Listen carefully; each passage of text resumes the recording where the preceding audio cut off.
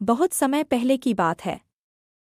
पहाड़ों और नदियों से घिरे एक विशाल जंगल में तरह तरह के जानवर रहते थे। उस जंगल का सबसे अनोखा हिस्सा था नीला तालाब। कहते थे कि यह तालाब साधारण नहीं है, बल्कि जादुई है। जो भी इस तालाब के साफ पानी में झांकता, उसे अपनी असली पहचान और गुण दिखाई देते थे। लेकिन एक दिन अचानक तालाब का पानी सूखने लगा। हरे भरे पेड़ पीले पड़ने लगे, फूल मुरझाने लगे और छोटे जानवर प्यास से तड़पने लगे। सब घबराए, अगर तालाब सूख गया तो पूरा जंगल उजड़ जाएगा।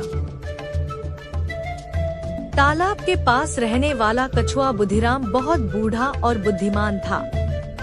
सब जानवर उससे सलाह लेने पहुँचे। बुधिराम ने कहा, तालाब तभी जादुई रहता है जब जंगल का संतुलन ठीक रहे। जरूर कहीं कोई गलती हो रही है। हमें मिलकर कारण खोजना होगा। शेर, हाथी, भालू, लोमड़ी, खरगोश, बंदर और तोता सब मिलकर एक टोली बने।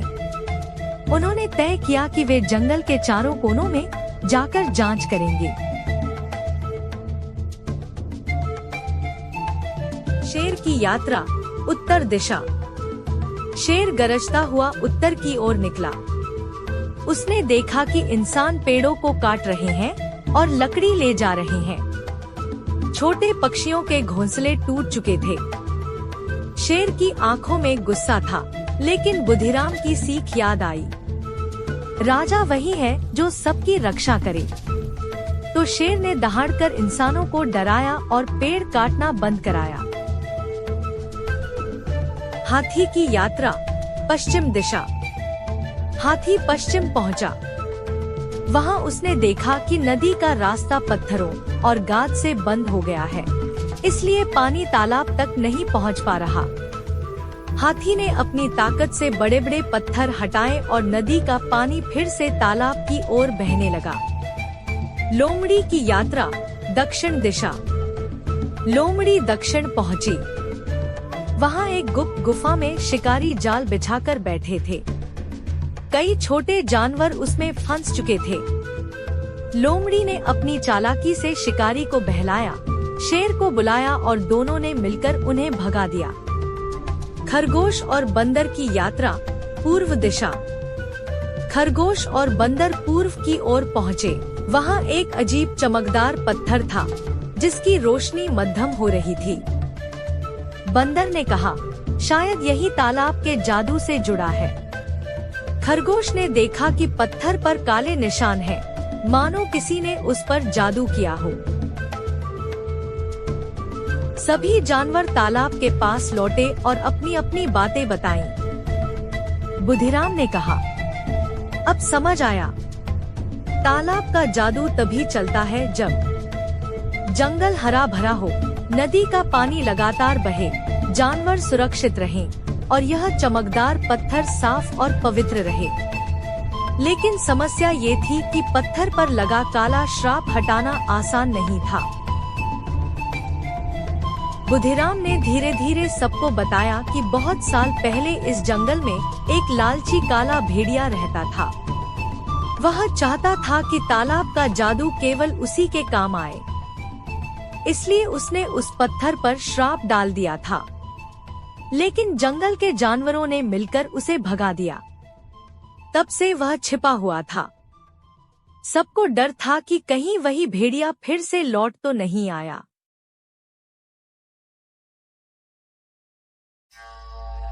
जानवरों ने तय किया कि वे सब मिलकर श्राप तोड़ेंगे। तोते ने आसमान से उड़कर आसपास की खबरें लाईं। बंदरों ने पेड़ों से जड़ी बूटियां तोड़ी। हाथी ने गाद और मिट्टी साफ की। लोमड़ी ने जंगल के छोटे छोटे जानवरों को इकट्ठा किया। शेर ने पहरा देना शुरू किया। लेकिन तभी अचानक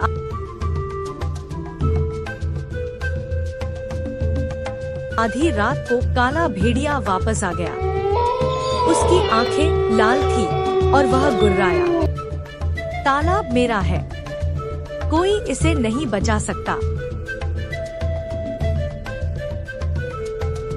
भेड़िए ने जादुई धुंध फैला दी। तालाब के पास अंधेरा छा गया।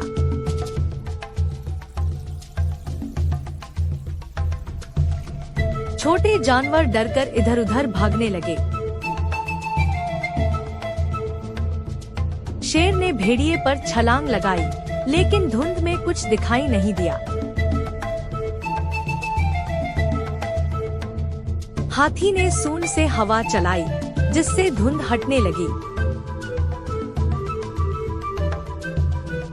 खरगोश ने पत्थर की ओर छलांग लगाई और जड़ी बूटियां उस पर रखीं। लोमड़ी ने चालाकी से भेड़िए को घुमाया। भालू ने जमीन से पत्थर उठाकर भेड़िए पर फेंका। आखिरकार जब सब जानवर एक साथ हुए, तो पत्थर से तेज नीली रोशनी निकली और भेड़िया भाग गया। उसका श्राप टूट गया। धीरे धीरे तालाब का पानी भरने लगा। नीला तालाब फिर से चमकने लगा। जब सब जानवर उसमें झांकने लगे, तो उन्होंने अपनी असली पहचान देखी। शेर ने खुद को रक्षक पाया। हाथी ने खुद को सहारा देने वाला देखा। लोमड़ी ने खुद को समझदारी की मिसाल पाया। खरगोश ने जाना कि छोटा होकर भी बड़ा काम किया जा सकता है। बंदर ने जाना कि फुर्ती से सबका भला हो सकता है। और कछुए ने जाना कि धैर्य ही सबसे बड़ी ताकत। उस दिन से जंगल में नया नियम बना। कोई भी जीव छोटा बड़ा नहीं, सब बराबर हैं। पेड़ पौधे और नदियों की रक्षा सब मिलकर करेंगे, और तालाब हमेशा सबको उनकी सच्चाई दिखाएगा। नीला तालाब फिर से जंगल की जान बन गया। पक्षी गाने लगे,